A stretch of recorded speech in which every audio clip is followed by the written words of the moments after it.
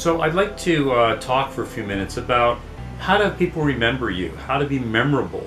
When you're in a job interview or when you're networking with people, they talk to a lot of people over the course of a day. So how can you stand out? How can you be remembered in a good way, not a bad way? So here are some tips on being memorable. One of the first is talk about yourself in a concise way.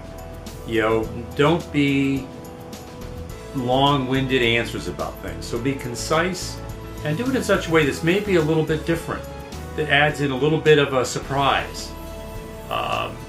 Something people go, wow, whoa, I never thought of it that way.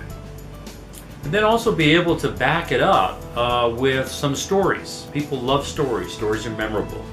So example, let's say for me, if someone says, Michael, tell me about yourself. I'll say something like, well, I think about myself as a navigator. I work with individuals and organizations to chart their course and get them there as quickly and efficiently as possible.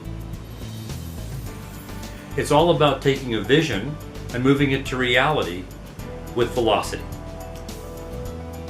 I did that when I was with ABC Corporation and changed the strategic direction of the organization in Canada and set them on a new course that was very successful.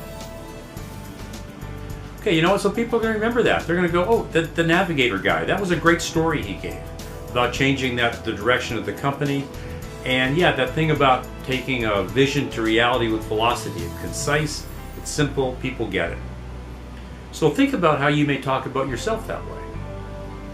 And also it's, be concrete, don't be wishy-washy.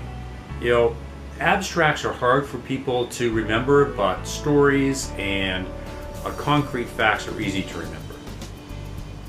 Here's the next thing about talking about facts, particularly if you're someone that tends to be a little bit detail-oriented, is don't give people too many details. Some people don't like a lot of details and they sort of glaze over when they get too much. The expression I like to use about it is, I asked you what time it is, I didn't ask you how to build a watch. So be careful, don't give too much detail. And if people want more detail, they can always ask for it, and then you can fill in the blanks and give them more.